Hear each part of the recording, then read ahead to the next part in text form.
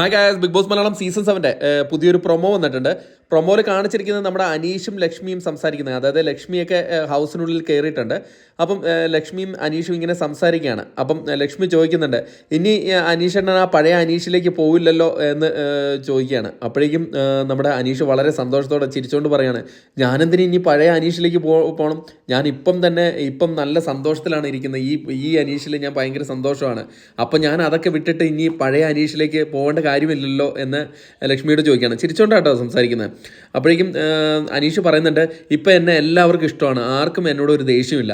അപ്പം അത്രയും സന്തോഷത്തോടെ ഞാൻ ഇരിക്കുമ്പോൾ ഞാൻ ഇനി പഴയതിലേക്ക് പോകേണ്ട കാര്യമില്ല.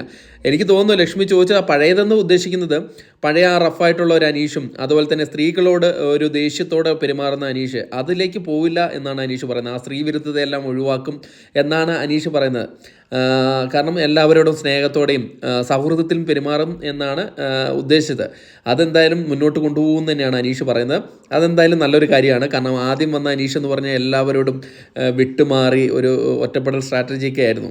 എന്നാൽ അത് ഇല്ല, ഇനി അതിലേക്ക് പോവില്ല, എല്ലാവരോടും സൗഹൃദത്തിലും സ്നേഹത്തിലും തന്നെ നിൽക്കുള്ളൂ എന്നാണ് അനീഷ് പറഞ്ഞു വയ്ക്കുന്നത്. എന്തായാലും നല്ല രസമുണ്ട് പ്രൊമോ. ഒന്ന് കാണാൻ പറ്റുന്നവർ കണ്ടു നോക്കുക. Thank you.